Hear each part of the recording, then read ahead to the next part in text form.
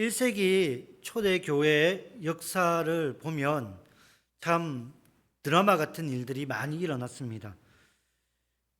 그 중에서 사도행전과 관련된 이야기들을 보면 우리의 삶뿐만 아니라 하나님의 살아계심을 느낄 수가 있습니다. 몇 년 전에 그 성경학교 교재로 신약 성경 전체를 한번 쭉 훑어보는 교재가 있었습니다. 물론 학생들이 그 교재를 가지고 공부하는 것은 쉽지 않습니다. 하지만 그 공부를 통해 신약 전체 흐름을 요약하고 한번 암송하는 것은 아마 그 인생에 있어서 잊지 못할 중요한 계기가 될 줄 믿습니다. 저도 유치원 때부터 교회를 다녔는데 한 번도 그런 성경 공부를 받아본 적이 없습니다. 심지어 고등학교 때까지 구약에 있는 성경 구절, 신약에 있는 성경 구절이 헷갈렸습니다. 왜냐하면 창세기부터 요한계시록까지 처음부터 스토리적으로 공부한 적이 한 번도 없습니다. 그러니까 요거 조금 했다가 저거 조금 했다가 헷갈리는 겁니다. 그리고 초코파이 때문에 성경 암송하고 이렇게 공부를 하다 보니까 제 머릿속에 성경은 엉망진창이었습니다. 실제로 고등학교 2학년 때 수련회를 하는데 시골 교회라 스스로 수련을 하지 못합니다. 그래서 부곡중앙교회 당시 대학부 한 100명 정도 와가지고 중고등부 한 10명 정도를 섬깁니다. 그러니까 10명 중에 한 명을 청년 10명이 한 명을 섬기는데 성경 공부를 하는데 그 창세기의 1장부터 시작되는 스토리를 하면서 하나님이 창조를 에덴 동산을 창설하시고 따먹지 말라라고 한 나무가 무엇이냐라고 저한테 물어봅니다. 저는 자신 있게 무화과 나무입니다 했습니다. 고등학교 2학년의 제 성경 지식 수준이었습니다. 제가 고신대 신학과를 입학했는데 그때는 제가 정말 엉망진창이라는 것을 깨닫기 시작합니다. 그냥 공부를 위해서 하기보다도 그냥 순간을 넘어가기 위해서 성경을 암송을 많이 하다 보니까 신학생이지만 성경 구절에 너무너무 빈약했습니다. 그런데 성경 전체를 훑어보는 프로그램들이 계속해서 만들어지니까 정말 이런 프로그램들을 학생들하고 함께 나눴으면 좋겠다라고 생각했습니다. 특별히 여러분 사도행전을 공부를 하니까 너무너무 유익했습니다. 우리 자라나는 다음 세대 친구들은 굉장히 합리적이고 설득력 있는 공부를 해야 됩니다. 모든 것을 암송해라, 그 다음에 주입식을 하면 튕겨버립니다. 자기 머리로 납득이 되어야지 받아들이는 그런 세대입니다. 그런데 사도행전을 공부하다 보면 예수님께서 사도행전 1장 8절에 하신 승천하시면서 하신 그 말씀을 사도행전이 전체적으로 보여줍니다. 그냥 예수님께서 지나가면서 하신 말씀이 아닙니다. 앞으로 이러한 스토리가 전개될 것이다 하면서 사도행전 전체가 이 말씀을 반증하고 있습니다. 아마 대부분 성도님들이 이 말씀을 암송하고 있을 겁니다. 오직 성령이 너희에게 임하시면 너희가 권능을 받고 예루살렘과 온 유대와 사마리아와 땅끝까지 이르러 내 증인이 되리라 하시니라. 주일학교를 나오면 이 구절 암송 다 합니다. 그런데 문제는 이 암송 구절이 가슴에 같이 내려오지 않는다는 겁니다. 지식으로만 남아 있습니다. 신학생이었던 저도 이 구절이 중요하다는 건 알고 있었지만 이 구절을 통해 가슴이 뛰고 뜨거운 열정이 올라오는 그런 일들은 경험하지 못합니다. 그런데 학생들을 지도하기 위해서 이 구절을 가지고 사도행전 전체를 훑어보니까 그때 뜨거움이 일어나는 겁니다. 정말 하나님이 살아계셨구나. 지금도 살아계신 하나님이지만 승천하신 이후 예수님께서 하신 이 말씀이 사도를 통해 그대로 성취되었구나라는 것을 가슴속에 느껴졌습니다. 교사들도 그렇지만 학생들도 암송은 하지만 이 구절이 예수님의 살아계심을 선포하는 구절이라는 것을 느끼지 못합니다. 하지만 이 시간, 짧은 시간이지만 하나님의 역사가 어떻게 진행되었는지 한번 지도를 통해 살펴보겠습니다. 먼저 지도에 보면 예루살렘이 나옵니다. 사해 옆에 예루살렘입니다. 아주 조그만 동네입니다. 하나님의 복음이 예루살렘에서 시작됩니다. 사실은 우리가 성경만 보면 예루살렘 그리고 예수 그리스도의 복음이 엄청 위대하고 커다랗게 보였습니다. 하지만 1세기에 유대는, 이스라엘은 로마의 식민지 중에 한 민족이었습니다. 작은 점 하나에 불과한 공동체였습니다. 예루살렘에서 시작된 예수 그리스도를 추종하는 사람들이 모여서 함께 신앙생활을 하기 시작합니다. 그리고 소위 말하는 복음이 예루살렘을 뛰어넘어 넘겨주시기 바랍니다. 유대로 확산이 됩니다. 유대 온 땅에 퍼지게 됩니다. 그리고 이 복음이 한 장 넘겨주시기 바랍니다. 위쪽인 사마리아 지역까지 올라갑니다. 예루살렘에서 시작된 이 복음이 점점점 퍼지기 시작하면서 복음이 이스라엘의 윗동네로 올라갑니다. 그리고 하나님께서는 이 복음을 더 확장시키기 위해서 한 사람을 부릅니다. 바로 사울이라는 청년입니다. 사울은 복음의 안티였습니다. 예수님 믿는 사람들을 잡아 가두고 박해하고 괴롭게 하는 사람이었습니다. 그런데 하나님의 뜻을 이루기 위해서, 하나님의 복음을 소아시아 유럽까지 전파하기 위해서 안티였던 이 사울이라는 청년을 직접 부르십니다. 그리고 그를 이방인의 사도로 삼으십니다. 지도 하나 보여주시기 바랍니다. 그리고 이 복음이 아까 예루살렘부터 해가지고 점점점 위쪽으로 올라가는데 선교의 전진기지가 만들어집니다. 지도에는 잘 보이지 않지만 수리아 안디옥이라는 도시, 이방인들이 사는 이 도시에 복음이 선포됩니다. 그리고 이곳에서 하나님의 은혜가 있고 이곳에서 사도 바울이 파송을 받아 복음을 선포하는 놀라운 일들이 일어나게 됩니다. 그리고 지도에 나와 있는 것처럼 복음이 점점 서진화합니다. 동쪽으로 가는 것이 아니라 지금의 터키 그리고 유럽 쪽으로 복음이 흘러가게 됩니다. 그리고 이 복음이 또 서쪽인 아메리카로 흘러가게 되고 우리나라 그리고 동양아시아로 넘어오게 되는 겁니다. 하나님의 이 복음이 정말 작은 점 하나에 불과했던 예루살렘에서 시작하여 놀라운 일들이 일어나게 됩니다. 식민지로 삼았던 이 로마 제국, 거대한 로마 제국이 먼 훗날 기독교가 국교화되는 일들이 일어날 정도로 복음은 큰 영향력과 확산을 이어가게 됩니다. 그런데 이 복음이 터키와 유럽으로 전파되었을 때 우리는 바울을 중심으로 복음이 증거된다라고 생각합니다. 그러나 여기에 바울만 있었던 게 아니라 무명의 수많은 그리스도인들이 있었습니다. 예수님을 따랐던 제자들도 함께 동력했습니다. 우리가 잘 알고 있는 사도 요한이 그랬고 베드로도 서신을 통해 함께 동력을 했습니다. 특별히 요한일서 말씀을 기록한 사도 요한은 반모섬에 유배되기 이전에 에베소에 기거했습니다. 그리고 에베소 교회뿐만 아니라 소아시아 지역에 있는 여러 공동체에게 서신을 보냅니다. 물론 그 지역에 문제가 있었던 갈등의 요인을 놓고 정말 간절한 마음을 담아 편지를 씁니다. 그 편지가 요한이서, 요한 3서입니다. 당시 사도 요한이 이 서신을 기록할 당시에 상황을 살펴보면 에베소와 소아시아 지역에 그노시스주의라는 이단이 있었습니다. 소위 말하는 영지주의입니다.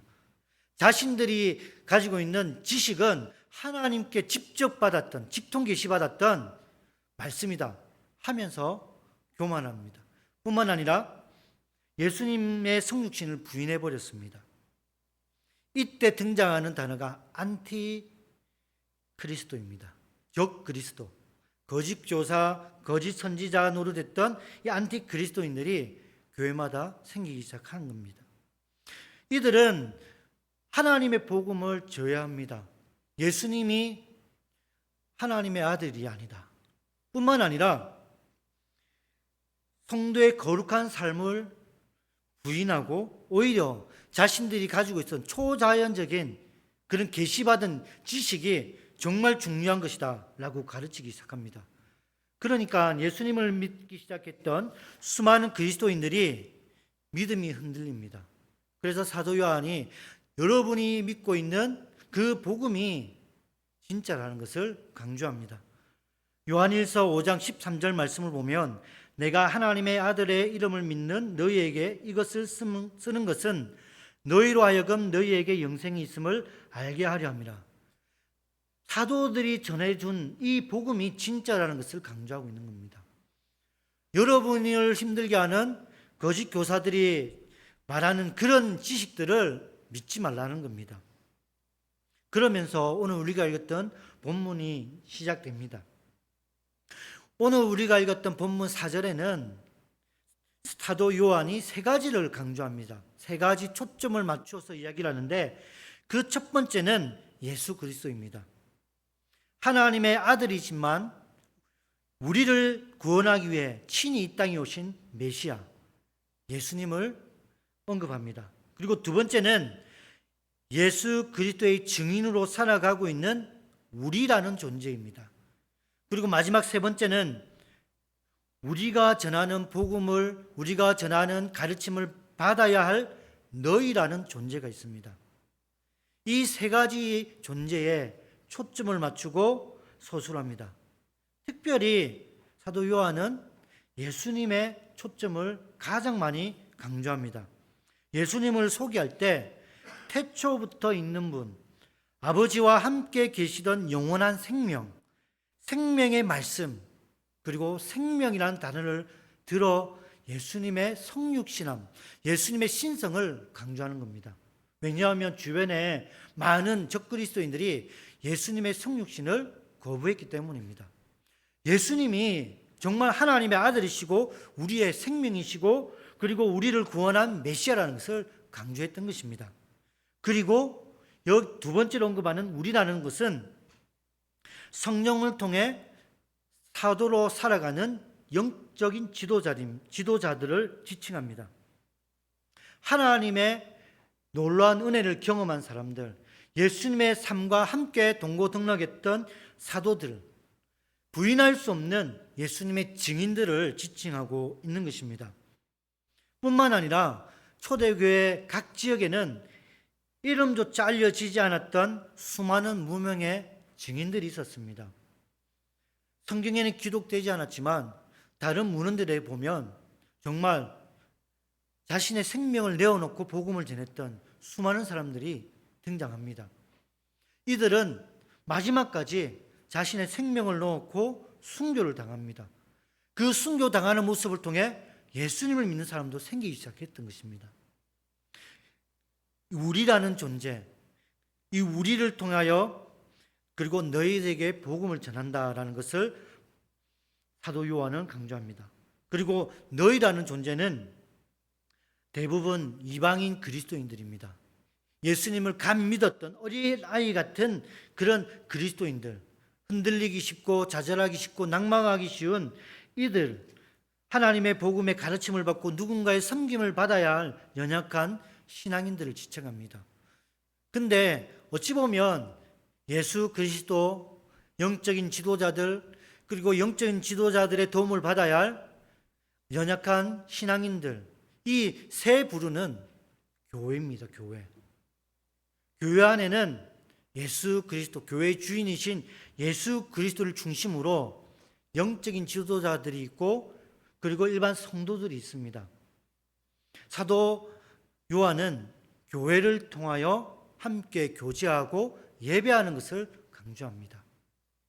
당시의 신앙 공동체는 오늘날처럼 교회라고 이런 신학적인 체계가 제대로 잡혀져 있지 않았습니다. 그냥 신앙 공동체, 나눔 공동체, 예배 공동체, 이런 공동체 중심으로 생활했습니다.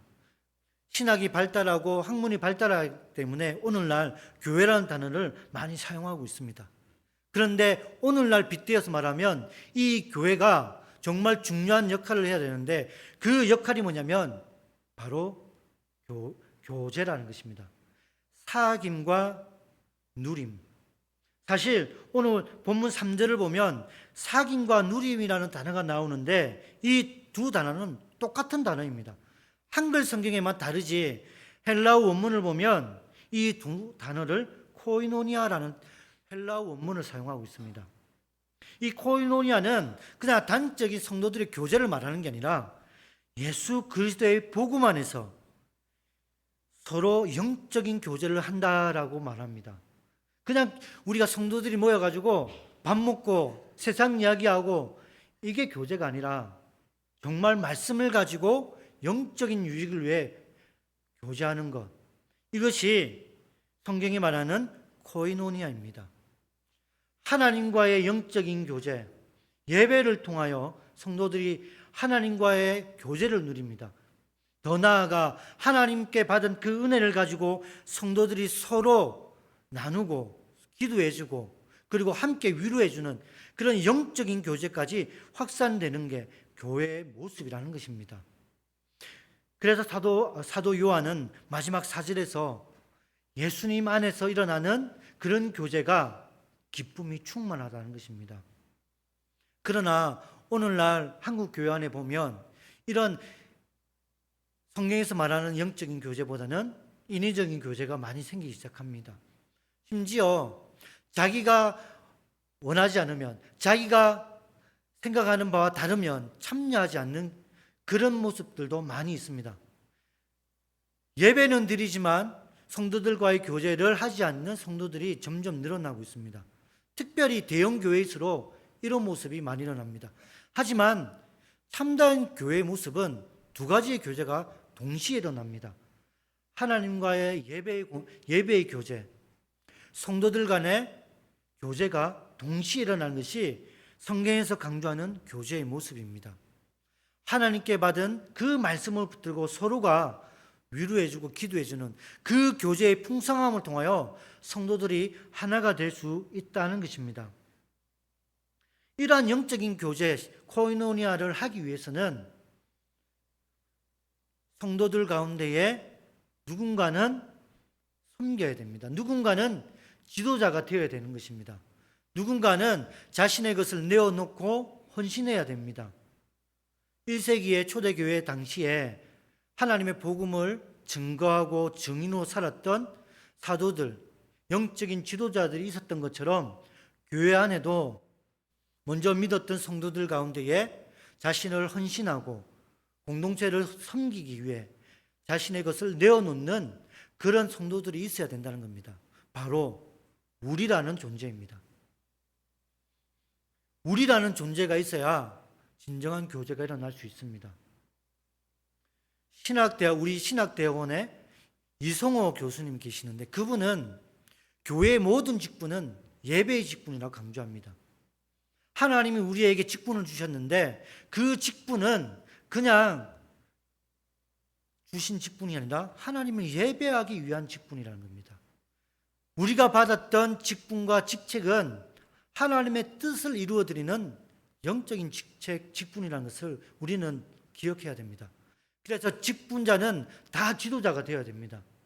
그렇다 해가지고 지시하는 지도자가 아니라 섬기는 지도자가 되어야 됩니다.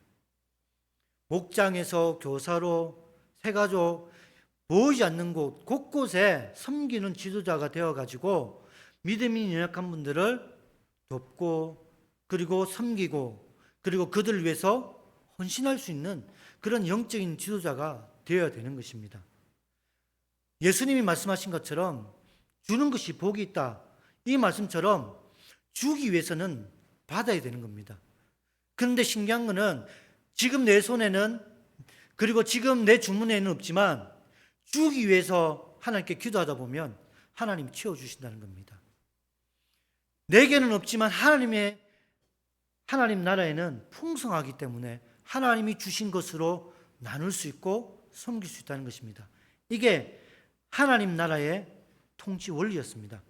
하나님은 부자를 통하여 교회를 세우고 선교사를 파송하는 그런 일을 한 게 아니라 가난하고 연약한 한 사람 한 사람을 불러 그들을 강하게 만들어 주시고 그들의 필요를 채워 주셔서 교회가 하나님의 공동체라는 것을 보여주셨습니다.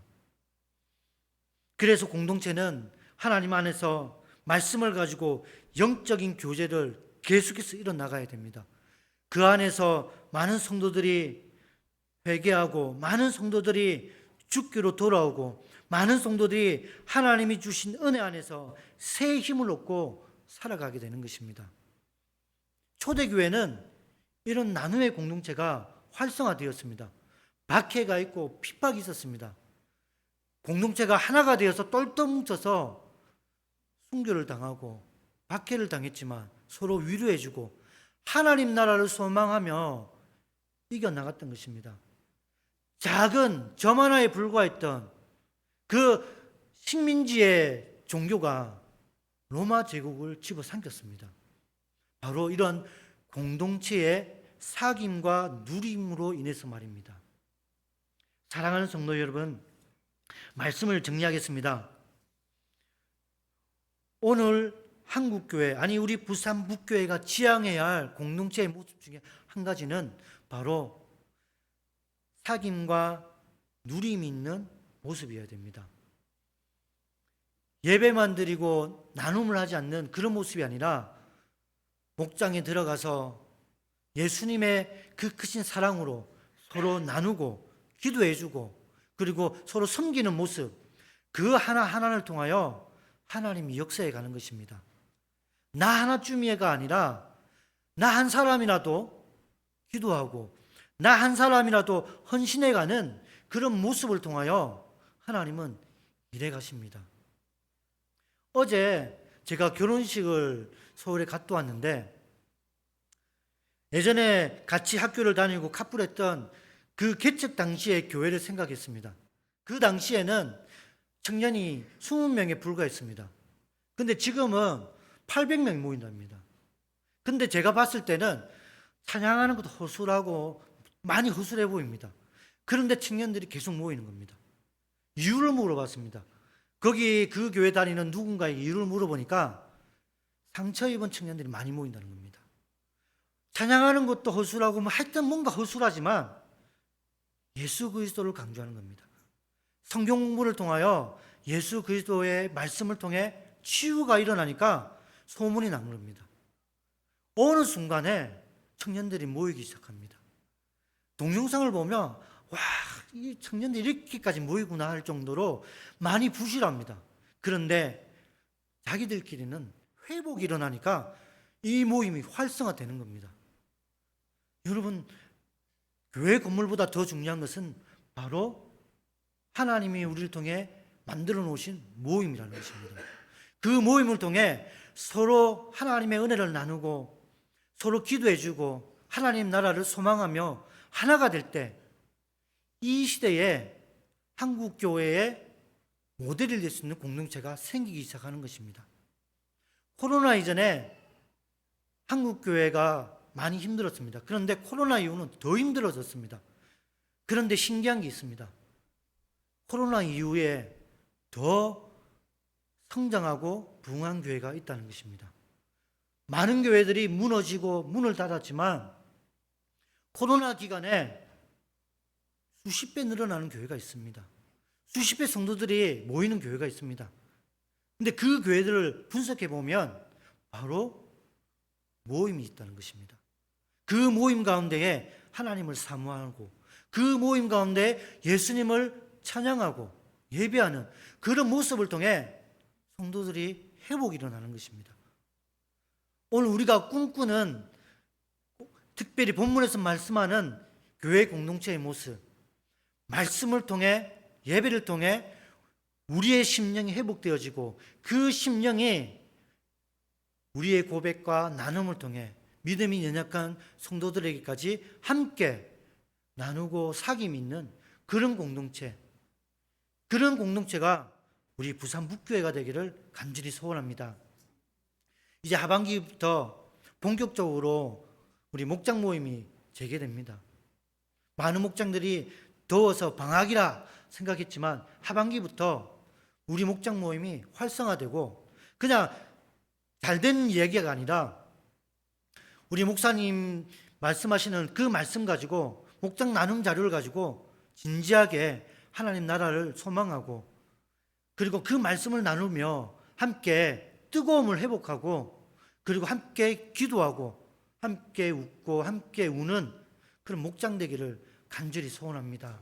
그리하여 우리 목장이 부흥이 되고 그 목장이 또 다른 목장을 낳게 되고 목장이 활성화되어 가지고 믿음이 연약한 분들이 목장 모임을 통하여 많은 도전을 받는 그런 우리 부산 북교회가 될 수 있도록 함께 기도해 주시기 바랍니다. 이 시간 우리 말씀을 놓고 함께 기도하기를 원합니다.